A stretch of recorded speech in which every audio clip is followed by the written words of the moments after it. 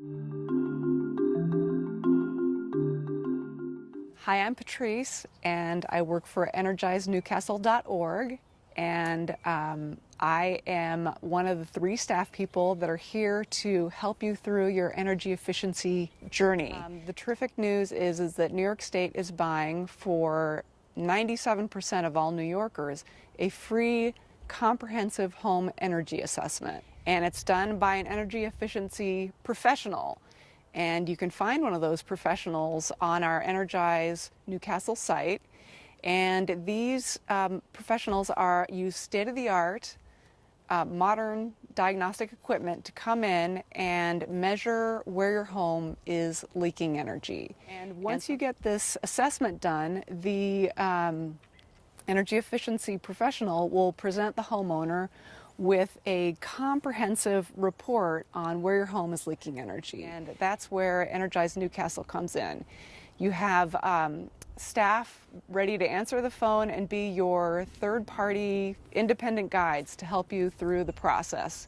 Any questions from filling out the application, to helping you pick a contractor, to prioritizing what work's going to get done on your home. EnergizeNewcastle.org.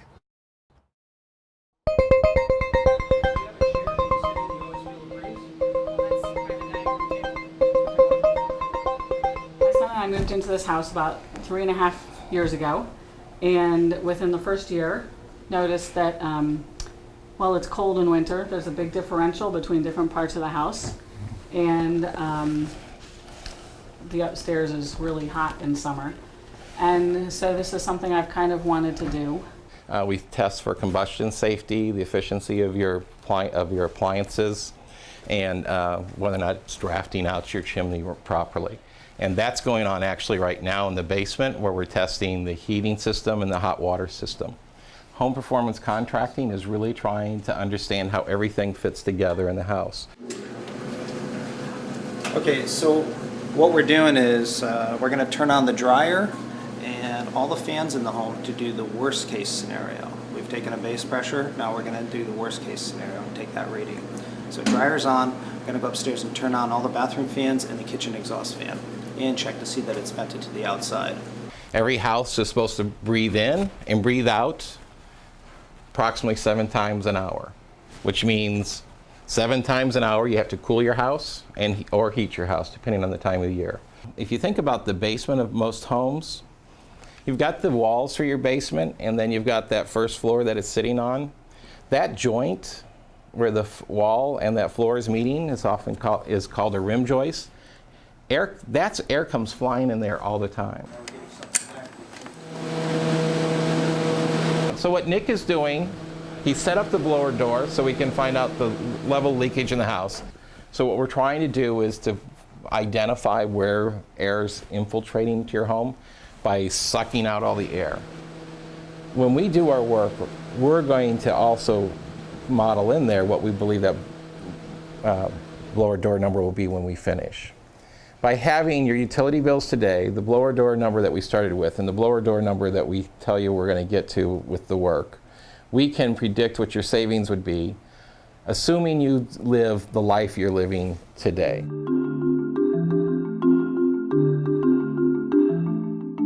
We started the project, it is now completed, and we can walk through and see what we did, and the end result came down to a 42% reduction in airflow in your home, which is going to be pretty substantial. So when we came home from the winter vacation, my son and I, it was sort of a cool evening, and we were both amazed. Like, I walked into my bedroom and it was warmer than it had ever been in my recollection in the house.